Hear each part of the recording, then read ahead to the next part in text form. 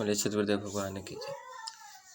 मन मारे मन जीता है, पंगु आत्मा हो, गति पंथ संसार के, पंकु कवन विधि होय। शून्य शिखर पंगु चढ़े, चढ़े भगवान न जाए, मन अरु पवन अभाव में, क्षिप्र ऊर्ध चढ़ जाए। हे हंसों, हे जिज्ञासुओं, मन व प्राण जाकर जहाँ शांत हो जाते हैं, उस भूमि को शून्य कहते हैं। शून्य, सहज शून्य, महाशून्य, ये एकार्थवाची शब्द है। शून्य की अंतिम चोटी समाधि मंडल परम धाम को इस पद में शून्य शिखर कहा गया। उस पवित्र प्रकाशमान शिखा परम ज्योति को भगवान अर्थात मंद इंद्री को साथ रखने वाले नहीं प्राप्त करता, बल्कि उस शून्य शिखर पर मन और पवनहीन पंगु आत्मा ही शीघ्र ऊपर चढ़ जाती है। मन व पवन द्वारा आत्मा प्राकृतिक संघात में नीचे चली आती है और उसके अभाव में शीघ्र गगन की निराधार चोटी पर चढ़ जाती है। विहंगम योग की भूमि का स्पष्ट वर्णन किया गया, जिससे साधक अभ्यासी समझ सकेंगे।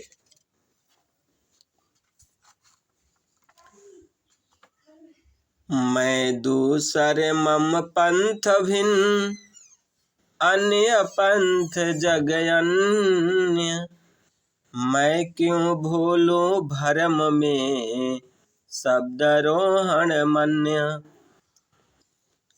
हे हंसों, जड़ अनात्म जगत से भी चेतन स्वरूप शुद्ध आत्मा ही मेरा पंथ प्राकृतिक मार्ग नहीं है। संसार का दूसरा पथ और दूसरे पथ का पथिक हूँ मैं। इन अज्ञान जन्य मार्ग अधः प्रवाह प्राकृतिक में मैं क्यों भूलूं। मैं एकमात्र सर्व संबंधों को छोड़कर शुद्ध स्वरूप से चिद्दाकाश में गमन कर सार शब्द पर चढ़ जाऊं। शब्दारोहण ही मेरा एकमात्र कर्तव्य है। संत योग मार्ग पथिक का एकमात्र प्राकृतिक पार पथ शब्द मार्ग है। उसी के प्राप्ति से सर्व आनंद की प्राप्ति और विकास होता है। मायो अनुभव गम्य है, श्रवण नहीं वह होय, गो गोचर क्षर शब्द है, गुण आकाश कर सोय। हे हंसों, हे जिज्ञासुओं, मायु वैदिक शब्द है और वैदिक कोश निघंटु का है, जिस पर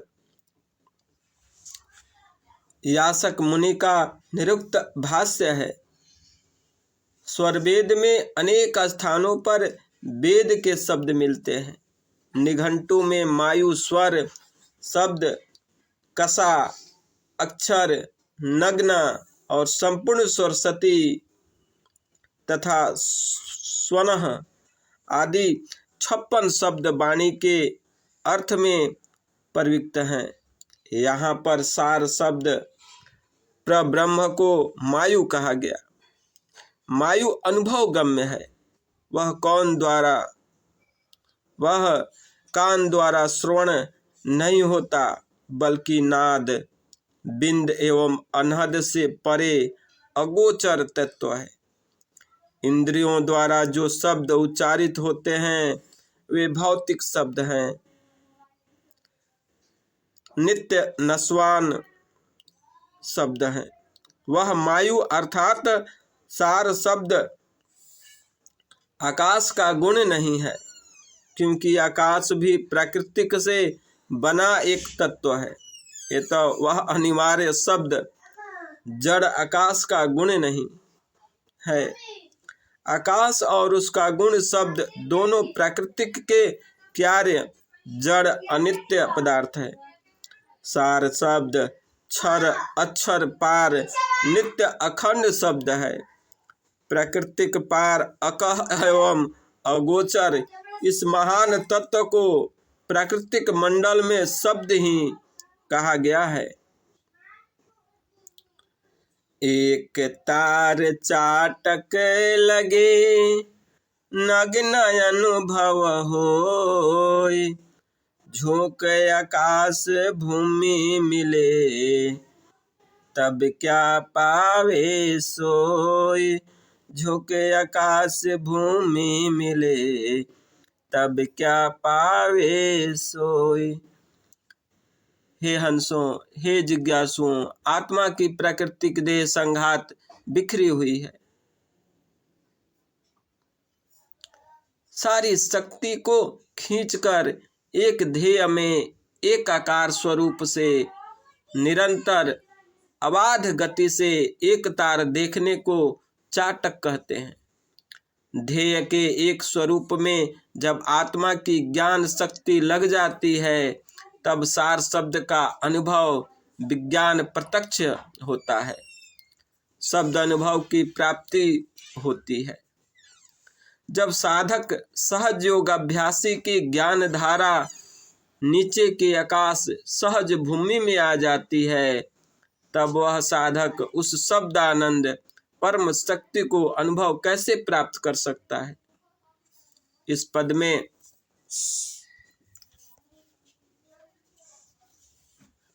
योग अभ्यासी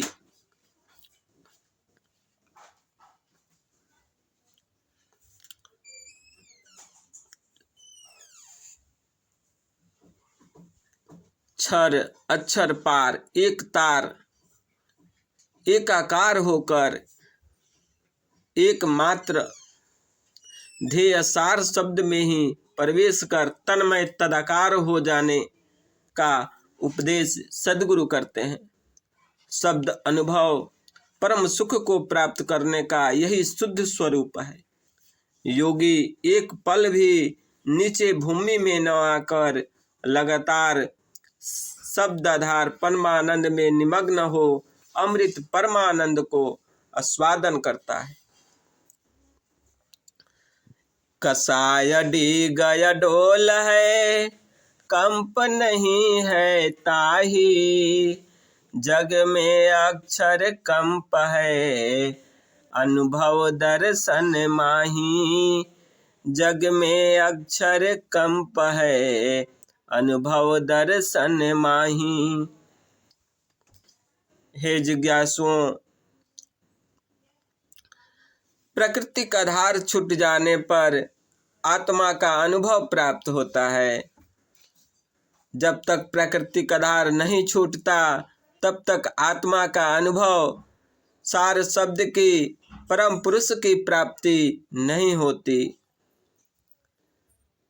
व्यापक सत्ता सर्वत्र व्याप्त है।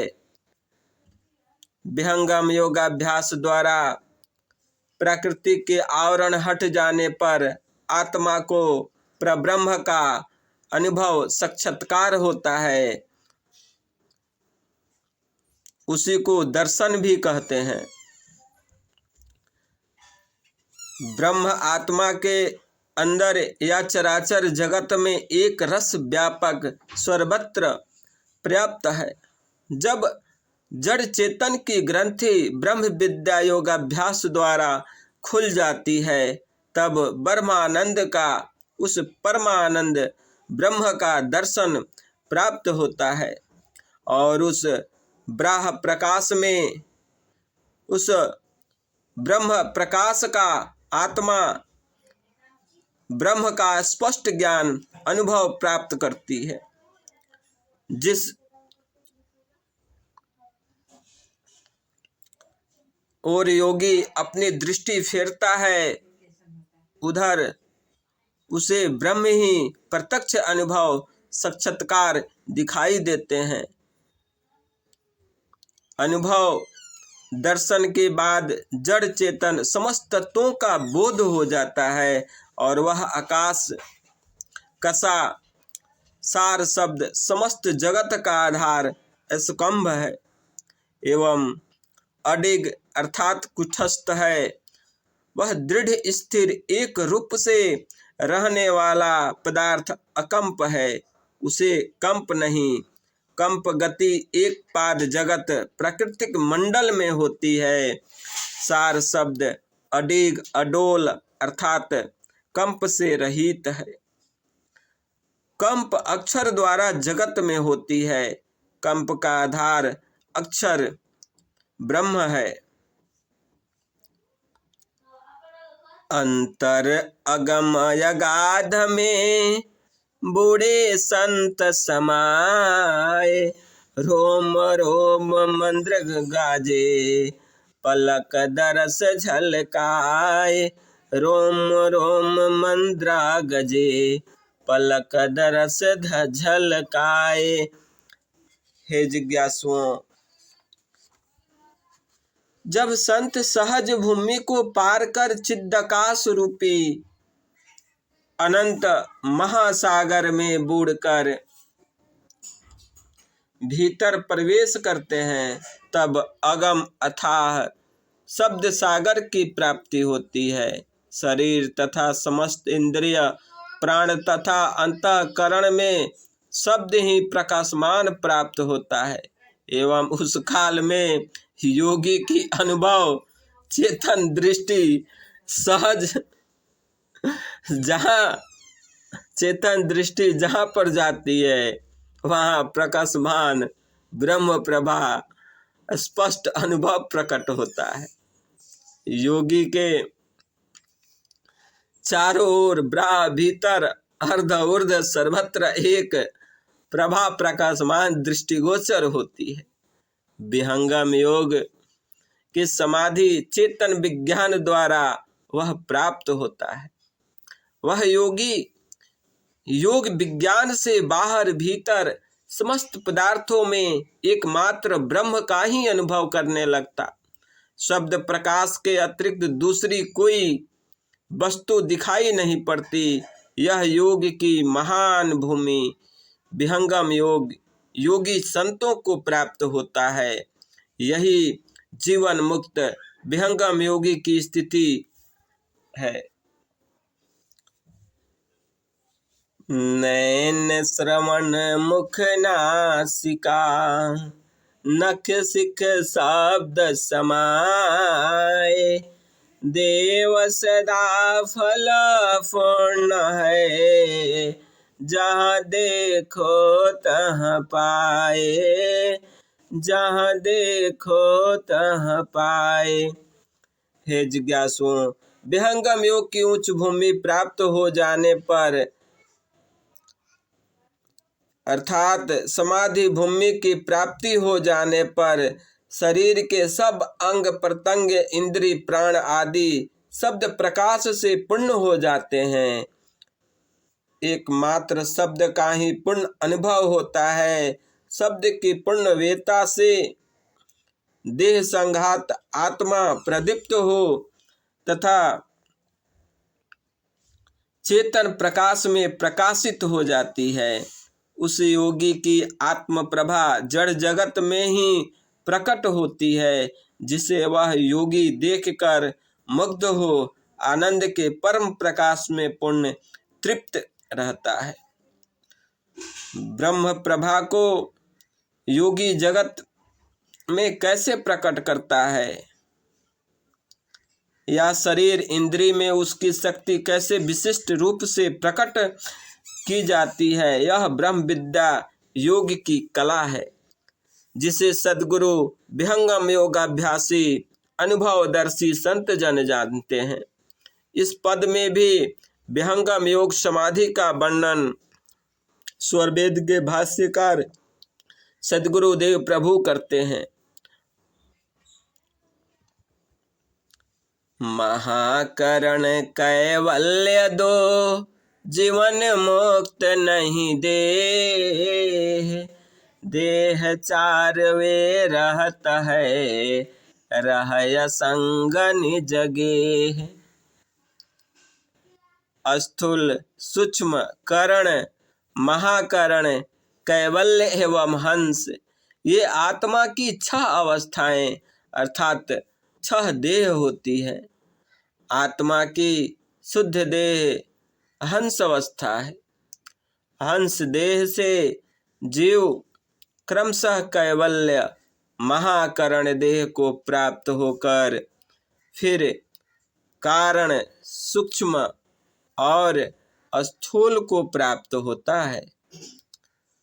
जब कैवल्य देह में जीव को अपने में ब्राह्म तत्व का भाव आ जाता है, ब्रह्म तत्व का भाव आ जाता है, तब वह इस अभिमान से ब्रह्मानंद को छोड़कर नीचे प्राकृतिक प्रवाह के भाव को दृढ़ करने लगता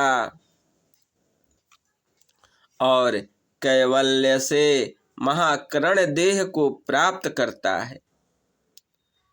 जीव का ब्रह्म से संबंध छूटने का कारण अहम ब्रह्मास्मि का भाव है, मैं ब्रह्म हूँ। जब यह अभिमान जीव में आ जाता है तब वह अमृत प्रब्रह्म को छोड़कर पतन हो प्राकृतिक प्रवाह में आ जाता है।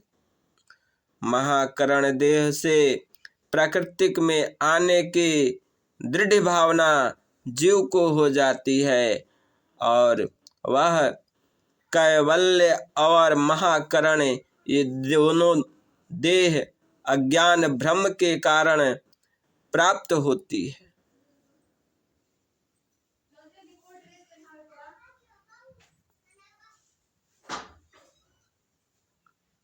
जब आत्मा का प्राकृतिक से संबंध हो जाता है, उस प्राकृतिक अवस्था के प्राप्त देह को करण देह कहते हैं। जब वहाँ से आत्मा का प्राकृतिक के भोगों के लिए नीचे पतन होता है, तब इस सूक्ष्म देह को 19 तत्वों की प्राप्ति हो जाती और 10 इंद्रियां, 5 प्राण एवं चतुर्थ अंतःकरण, ये 19 तत्वों की बनी हुई सूक्ष्म देह सूक्ष्म शरीर में आत्मा को प्राकृतिक के कारण उपभोग के लिए प्राप्त हो जाते हैं। सूक्ष्म शरीर के प्राप्त हो जाने पर यह जीवात्मा रज वीर्य के द्वारा गर्भ में प्रवेश कर व्यक्ति व्यवहार जगत में आ जाता है। जन्म, बाल, किशोर, तरुण, वृद्ध एवं मृत्यु, इन 6 अवस्थाओं को प्राप्त होने वाली देह को स्थूल देह कहते हैं। स्थूल शरीर अभिमानी जीव कर्म और संस्कार द्वारा भोग प्राप्त करके बार बार जन्म मरण महादुख को प्राप्त होता है। जीव के दुख का कारण जन्म ही है। जब जन्म और मरण एक त्रिगुणों के त्रिघात द्वंद्व से जीव छूट जाएगा, तभी उसे अपने शुद्ध स्वरूप में आने पर आनंद एवं पुण्य सुख की प्राप्ति होगी। आत्मा की शुद्ध देह हंस देह है। जिस काल में वह प्राकृतिक के बंधन से अत्यंत छूटकर अपने शुद्ध स्वरूप से अव्याहत गति से परमानंद का उपभोग करती है। आत्मा के शुद्ध स्वरूप से परमानंद का ही उपभोग होता है। अज्ञान भ्रम की अवस्था में ही जीवन प्रकृति के सुखों की इच्छा और उसकी प्राप्ति कर जन्म मरण के संसृत क्लेश से दुखी रहता है। इसलिए आत्मा की शुद्ध अवस्था हंस अवस्था है।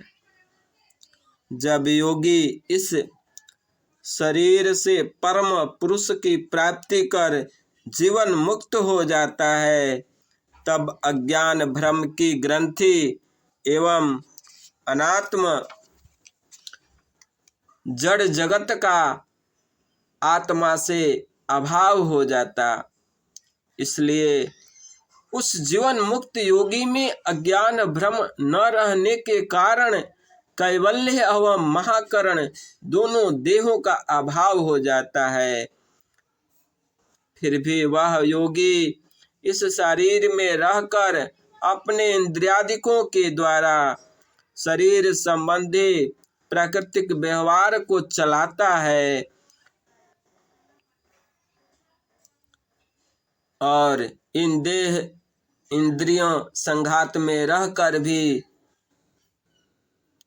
जल कमलवत असंग निर्लेप रहता है।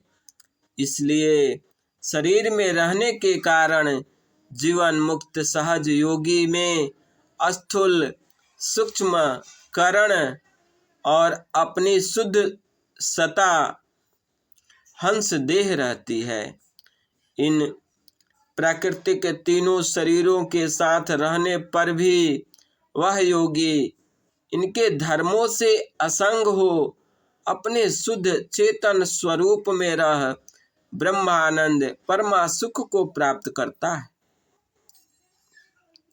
जीवन मुक्त और विदेह मुक्त ये योगी की दो अवस्था होती है। शरीर छूटने पर ही वह शरीर संबंधी कर्मों और प्राकृतिक त्रिगुणों से नितांत अलग होता है। जब तक शरीर में है तब तक असंग निर्लेप अवस्था में भी प्राकृतिक के धर्म उसके शुद्ध आत्मिक चेष्टा से होते रहते हैं, परंतु प्राकृतिक के धर्म उसको स्पर्श नहीं करते। वह प्राकृतिक के सारे कार्यों को करते हुए इन कर्मों से असंग रहता है।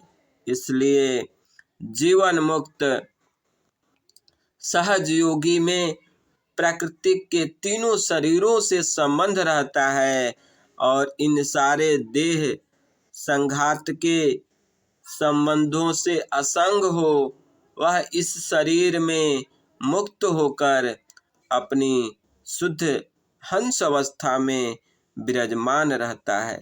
यही जीवन मुक्त योगी का लक्षण है। जीवन मुक्त योगी ही विदेह मुक्त होता है, अर्थात जो मुक्त है वही विमुक्त है।